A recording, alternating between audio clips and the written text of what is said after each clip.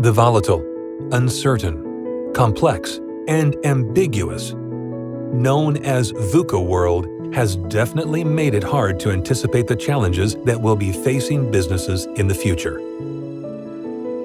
With an unpredictable business landscape, super-informed customers, and super-empowered employees, the tried and tested business strategies are no longer valid for today's business challenges.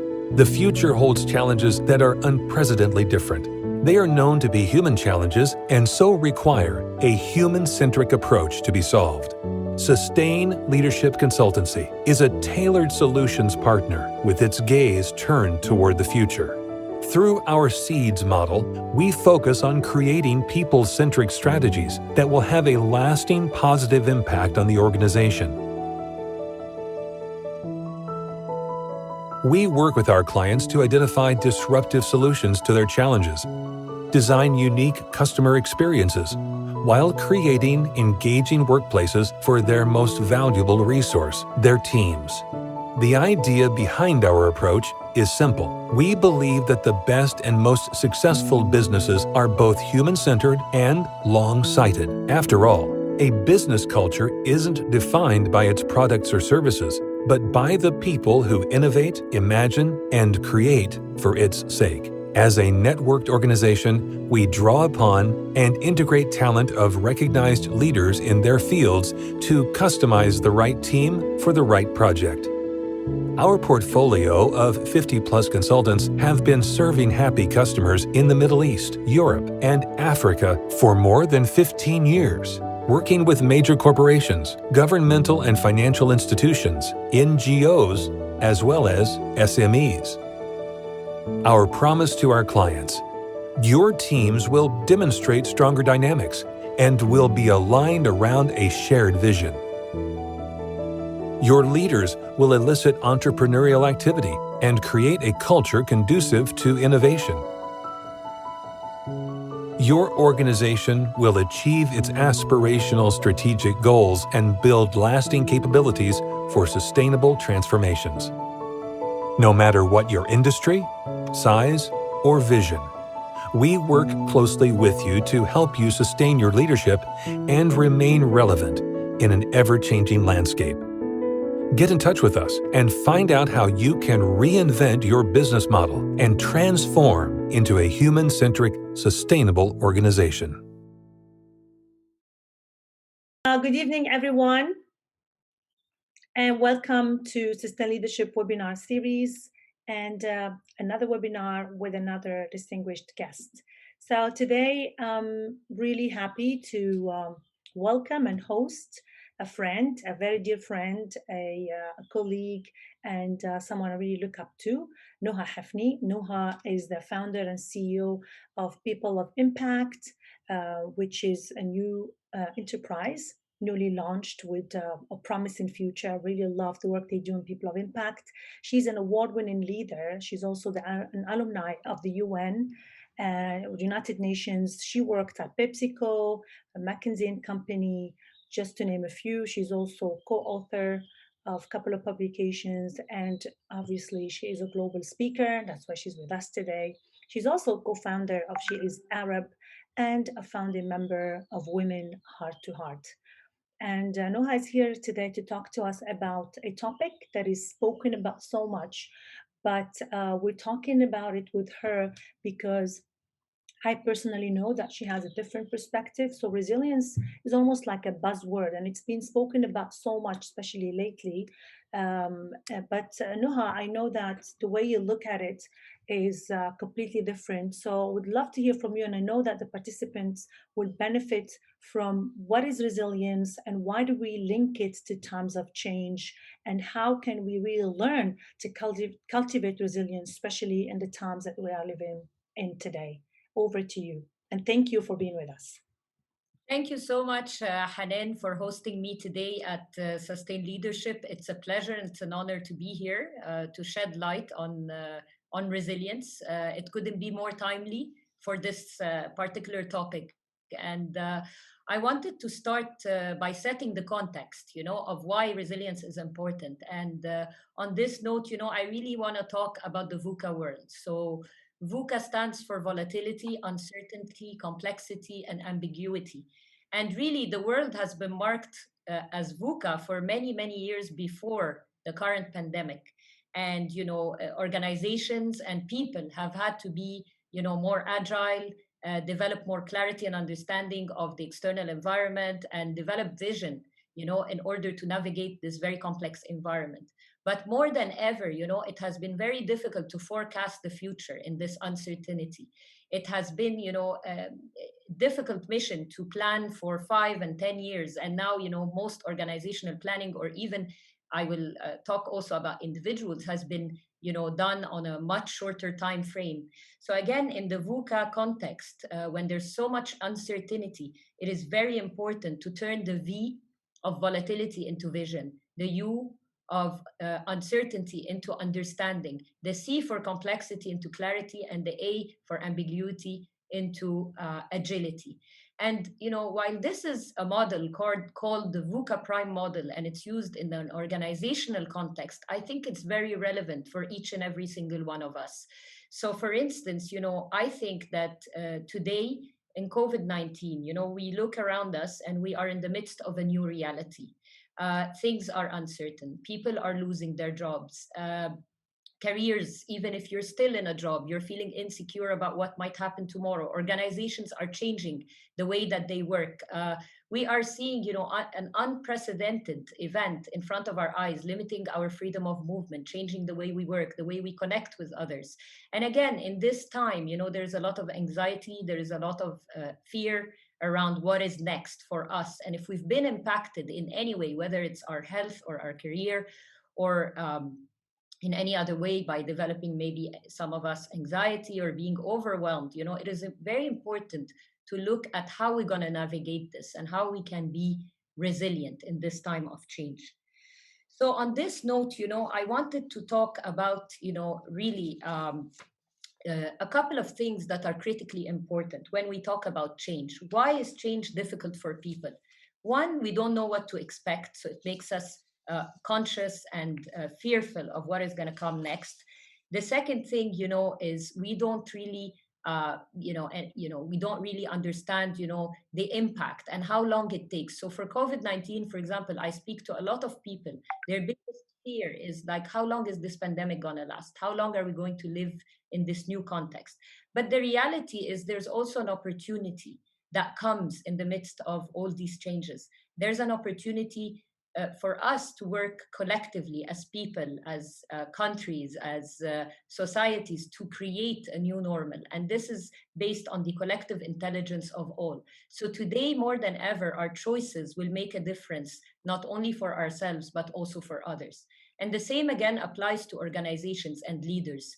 When navigating this ever-changing environment, how do we become conscious of our choices that impact our people? How do we become authentic? How do we communicate compassion, empathy? How do we really, create a caring economy? And when I say a caring economy, maybe it applies to organizations on how they can merge profit and purpose, how they can, be empathetic and put people and humans at the center of their decisions and policies. But it's also about us as individuals. We contribute to this caring economy in our approaches and the way we plan to navigate these changes and contribute to creating this new normal.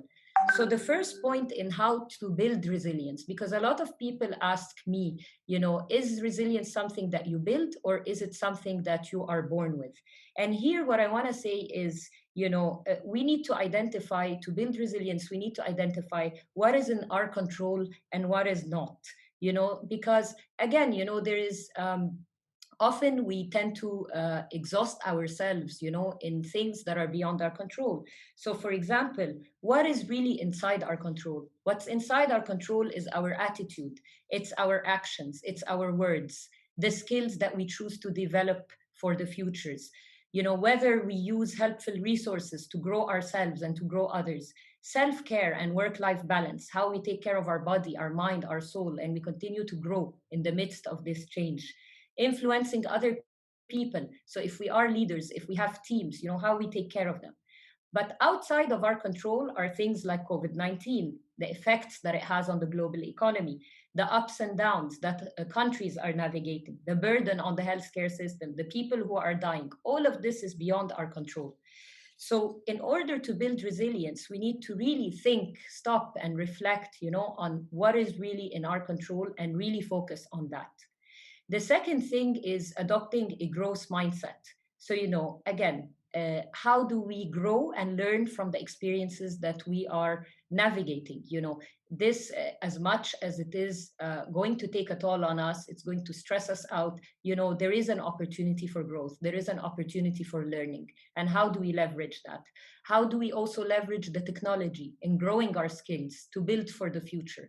So when this change is over, and no change is constant. Everything comes to an end at some point, as we have seen through the course of history. So when it's ending, are we going to be ready? Are we going to be prepared to jump right back in, to offer the world, the unique gifts and talents, the strength that we have? So this leads me to, also understanding our strengths and values. And why this is important, once we know our strengths and they are very unique to us and our values, we can create a life that focuses on activities that can help us share them with others. And, in the words of David Viscott, the purpose of life is really to discover your gift. And the work of life is to develop it. And the meaning of life is to give your gifts away. So I personally experienced this in my own life. I have been driven by purpose and impact from the beginning of my career journey for the last 20 years.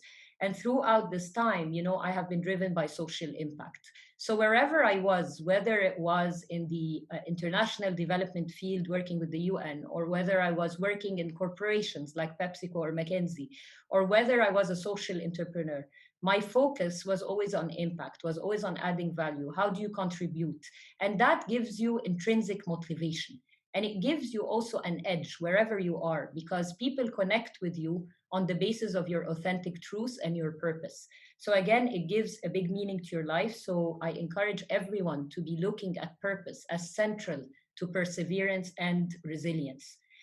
Another point that's extremely important when it comes to building resilience is practicing mindfulness. So again, how do we ensure that we are breathing, that we are observing, everything around us with mindfulness, that we are present with all our senses in different situations? How do we really grow this appreciation for every moment? Because when we experience constant and rapid change, it is very important to live by the moment and appreciate every connection that we have and every connection with people or with nature. So again, mindfulness becomes extremely important.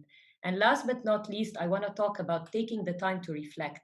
So for many years, we have been on the run, trying to be on autopilot, on survival mode, running, to achieve different things, especially for the high achievers and the leaders. We never have the time to actually stop and reflect and review the current situation and take notice and be more mindful of what life is right now and what that means for us personally, and how we can actually think of ways to reinvent ourselves, or even as organizations, to reinvent the way we operate post and during this time of change. So I think this is very also important.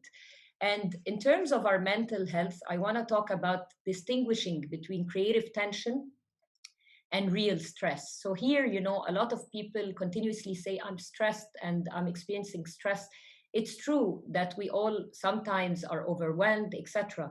But also in these reflection times, creative tension is when you can actually find solutions for something that's stressing you out. But real stress is when those situations are outside of our control. And this is where we need to seek support and rely on others, build networks, for our careers, for our personal development, and even friendships, networks of friends that can support us through these changing times. So I'd like to stop here also to allow Hanane to ask me a couple of questions and also to open the floor for discussion with others. Thank Thank you, you. Noha. This it was really insightful as usual, and that takes me to think about resilience, because I feel that many of us really confuse the term resilience. Many of us think it's really about being mentally tough and being kind of like invincible, as if I'm resilient, that means I'm strong and nothing really beats me. While I think that's not humanly possible, what resilience, from what I heard from you, and from what I believe personally, it's really about that capability and ability to be able to be agile enough so that, just like a material that is resilient, it does not break, but it bends and takes different forms. So that's the metaphor that we need to use when these times, and I liked how you mentioned the word navigate, because it's really like a wave of disruption that we need to learn how to navigate it, and knowing that you have pivoted many careers. So I just wanted to ask you if you can share with us briefly, how did you cultivate resilience, because I feel that it's a skill that can be learned. It's not something that we are born with, but it's really just like any other skill, just like a muscle, that we would practice, probably we can build it. And you are a life example of somebody who pivoted so many careers, and I'm sure that the participants, whether they're with us or the ones who will be listening to the recording, would love to know how they can pivot careers. Especially today, a lot of industries are being disrupted. So it's not about finding a job if I'm fired. If I work in industries like tourism or hospitality, I might not be able to find another job, because that industry might be disrupted forever. Even if it goes back, it's going to go back in a different way that does not require the same number of people or the same kind of roles. So how can we learn how to be resilient in these kind of senses? And that's why I wanted to understand from your own experience of pivoting so many careers. Thank you, Noha. Yeah, thank you, Hanan, for the question. I mean, personally, I look at resilience in an integrated, holistic fashion. So for me, it's about balancing mind, body, soul, and belief. And I think, as I mentioned earlier, life is not a constant, and change is ongoing. We will always experience change. You will always have ups and downs in life. So for me, when I pivoted different careers, at times it was a personal choice and conviction, but at times, it was simply, the circumstances presenting, the need to pivot. And having said that, I mean, one of the most difficult decisions I had to make in my life is really leaving the corporate world to become an entrepreneur. And again, this requires a lot of resilience, because you're leaving behind a very, big, for example, financial package, a huge title in a corporation that you've had for many years. And you're also, used to navigating organizations in a different way. So once, you decide to become an entrepreneur, you're sort of on your own. You don't have a backing. You're building an enterprise. You need to have that mindset of navigating with confidence, with conviction. And the only anchor here is having that balance of mind, body, soul, and the conviction and the belief that you can actually do it. So any transformation or any building resilience is about building self transformation and strengthening your own mind. So I would say, in terms of mindset, it's developing that growth mindset, not being fearful of failure, having faith that tomorrow is going to be better. Tomorrow is not, it's not going to be forever that I'm, for example, as an entrepreneur, living many days not making an income. It takes time to build, but if you have a vision and you have a direction, you will get there. And if you have the passion to persevere, that will be your intrinsic motivation. So I think a couple of things in terms of my own experience, anchoring ourselves in our purpose and the impact we want to leave in the world, knowing our strengths, because nobody is good at everything. So once you know your strengths, you can also place yourself in the right projects, right opportunities where you will excel. And when you do that, obviously you get a lot of recognition, and that opens new doors and new opportunities. It is also about building networks, because we all need the support, we all need mentorship, we all need to support each other, in our journeys. And I think with belief and faith in our ideas and in our purpose, again, you will automatically find so many people coming to support your vision and your idea, but you need to communicate it. You need to get Yeah. out there. So in these downtimes, I would say anchoring ourselves in that purpose, in the impact we want to deliver, knowing our values, knowing our strength, but more importantly, we could stay also in that dream sort of level of purpose and mission and vision. The important thing is to set goals, to have a blueprint and a strategy for our own personal life. So the same way we develop amazing strategies for organizations that we work for, develop your own personal strategy where you have specific goals, and cultivate a routine where you reward yourself also for your accomplishments. And that again really helps navigate tough times, because it motivates you, it gives you something to look forward to, and it also makes you feel, if you've lost a job or you are in one of those career downtimes, that your life has meaning and you do have a vision and you do have goals that you want to achieve. So I think this really helps, or helped me at least, to navigate my own career. Absolutely. Very, very inspiring. And so, what I take from that is really about detaching from the role or the industry and really be willing to connect or reconnect back to your purpose, to your strengths. So, you can see probably how you can press a reset button on your career and on your goals and your strategies. So, we have a question from William. Thank you, William, for being with us. And William is asking if resilience is different in each country. I mean, and if the culture, I think from what I understood from his question, does the culture affect the way we look at change? And if I misunderstood it, please correct me, William. Yeah, thank you, William, for this question. I would say that, again, the way I look at resilience, it's personal to every individual. And it's, taking that approach of self-development in terms of how we master our mind, how we take care of our bodies, our sleep, our nutrition, etc., how we can have routines, goals for ourselves that enable us to navigate. Now, when it comes to countries, I would definitely say that there are communities that are more resilient than others, but that is in the context of, for example, circumstances that are outside controls. Like if a certain country is facing a natural disaster, that is an overwhelming event by all measures for anyone. It's overwhelming to handle, to navigate, and so on. So it will be normal that people go through stress, and it will be normal that they will not necessarily be resilient in the first stage of that disaster. So yes, it differs, and the levels of intensity of change can affect how resilient a society or a community are.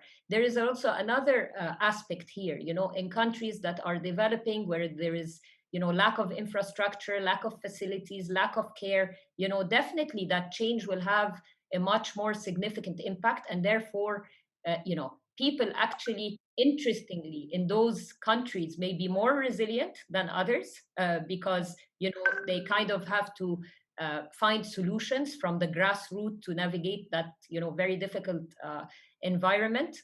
But at the same time, again, there is no rule. It's very personal. Resilience is something that it depends how much effort you're going to put on yourself, on your transformation. It depends how much you want to keep a positive mindset. It depends on how much internal faith and conviction you have that things can change and that you can be part of this change. It takes acknowledgement of our own responsibilities to drive this change. So yes, it can differ from country to country on the basis of the local context and the situation in that context. But at the end of the day, again, I think any transformation or change can only happen with self-transformation first, and cultivating and building resilience can only lead to positive change at the end. And it's personal, and it's every one of us has to own it. You need to take ownership of transforming your mindset in order to be resilient and navigate these changes in the best way possible. Absolutely. And I also think it takes courage, because trying new things and getting out of your comfort zone means that you are taking a risk to fail. And in some cultures, some cultures failure is not acceptable, is not seen as experimentation, is not really acceptable. So it depends on the culture, the definition of success, and also the tolerance of a failure. All of that determines where change will be more acceptable. That's how we see it, and I absolutely agree. And I would tell you, William, and add to what Noha said, that it definitely differs from culture, because what defines culture is behavior, is mindsets, is perceptions. And so it will take probably more courage for somebody to really disrupt themselves and disrupt that culture and do something that is out of the norm, if their culture is not really tolerant to change, which means they're not tolerant to trying something new and accepting that failure that could happen. It could be a possibility. Thank you. So any more questions, or we'd love to hear even your feedback, or your own opinions that about the same topic. We could learn from the participants as well. So the floor is open. You can unmute yourself and just be part of the dialogue.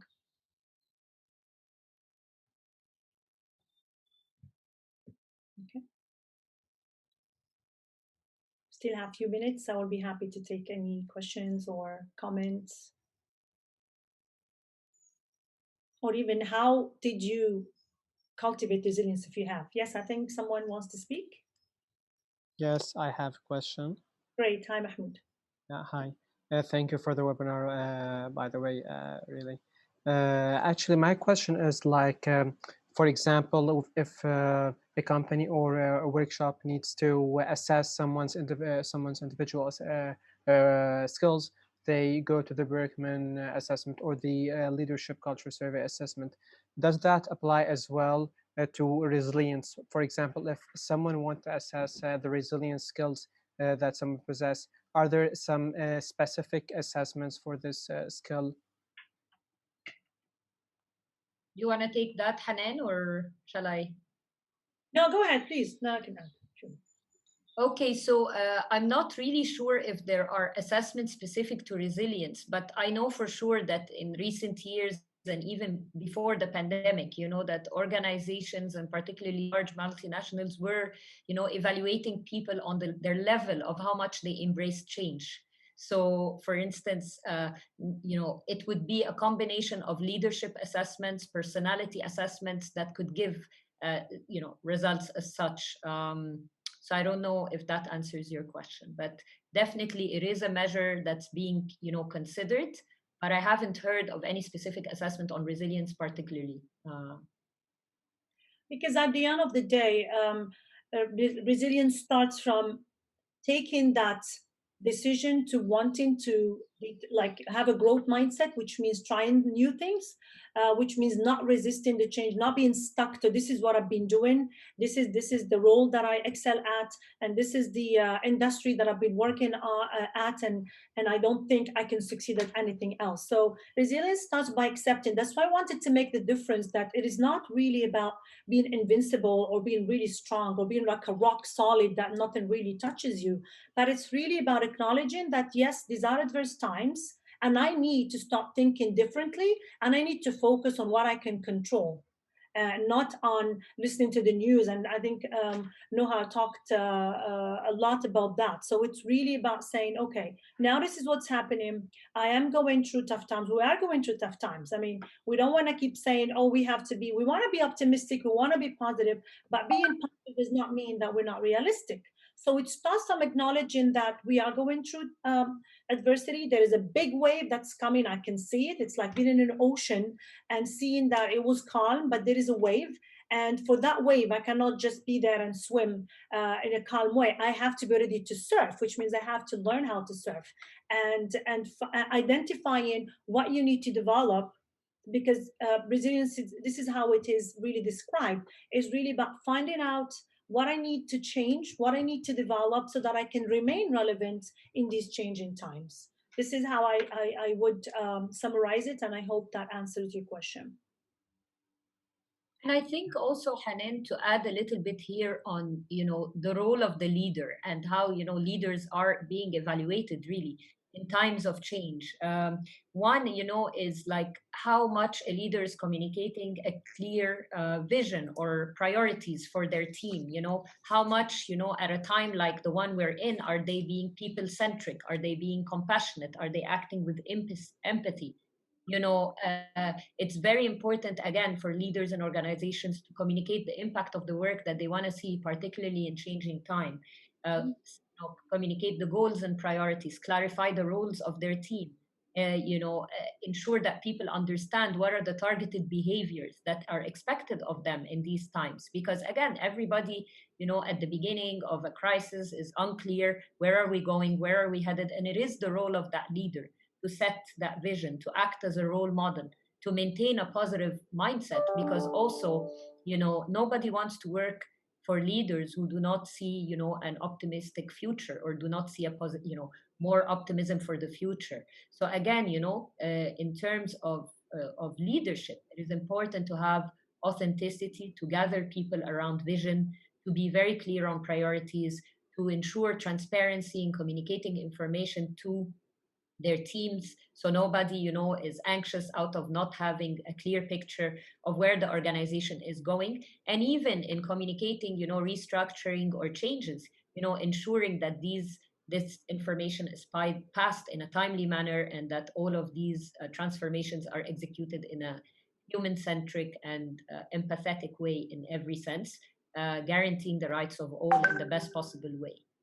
Absolutely. Actually, I read an article today that talks about the importance of vulnerability and leadership. So, leadership today is not about showing that I know it all and I'm invincible and I will always have the answers. It's really about being able to say, I don't know, because we live in this uncertainty. And a good leader today is the one who can say, okay, I will find answers, but for now, I don't have all the answers.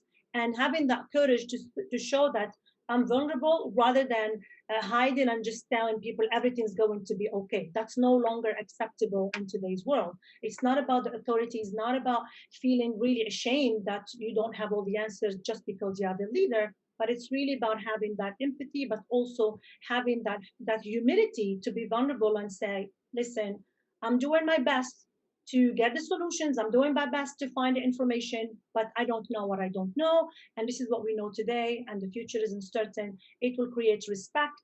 It will also make people want to help and want to propose ideas. So the whole role of the whole model of leadership is changing. There's a new model of leadership that is emerging right now. I think we're running out of time, but we'll take a comment. I see comment. Communication will be important. Yes, absolutely. Communication is always important, but communication has to be two ways. It's not the communication where the leader just tells and informs, but where the leader can listen as well. And yeah, so I think with that, if I want to summarize the key insights from today, is that resilience is a skill. It is not about being invincible. It's a skill that can be cultivated. It starts from being mindful, focusing on the day, starting from inner self, because self-transformation is what we can control, detaching from wanting to plan ahead so much, and being empathic and a listener and engaging with others, so that together you can find those solutions that are relevant to today's times. If there is any other comments or questions, I will take. Otherwise, I think I don't want to keep everyone longer than the time we planned. Thank you, Noha. Do you want to have a closing word, please? No, I mean, again, as you've wrapped it up, Hanane, I think it's about mind. And when we say mind, resilience, self-regulation, learning, and growth, it's about taking care of our bodies. And here, sleep, nutrition, energy, and physical movement. And by the way, I mean, I forgot to say that, but many people don't really focus on the sleep factor, but it does impact our problem-solving abilities. It does impact our, the sharpness of our decision making. So again, very important. And last but not least, having purpose and meaning, and economic empowerment. And when I say economic empowerment, I mean, making sure our relationships are healthy and are driving us forward, surrounding ourselves with people who have our best interest in mind and can keep us uplifted, and, making a contribution to society, seeing how we can deliver that impact, and staying with strong belief and conviction that things will be better. So the optimism and the positivity and the growth mindset will be more critical than ever. Thank you. Absolutely. Thank you so much. I think also there's one word that comes to mind that we want to close with. It's really being ready to no matter where you've been before, because today it's about being relevant, not being, at the top of whatever you're doing. So it's being able to accept that maybe it's time to reset what you do. Maybe it's the time to reset your career or reset your business or your activity. So let's keep that word in mind. Be ready to reset. That's a key driver to building resilience. Thank you, Noha. It's been really insightful. And this conversation is being recorded. So once the video is ready, we will send it to everyone who's with us today who wants to listen to it again. And we'll send it to the people who registered but could not make it. And it was wonderful having you, Noha. I look forward to more interactions with you. And stay tuned to our next webinar in the next 2 weeks with another distinguished guest. Thank you so much for being with us and have a great evening. Bye-bye.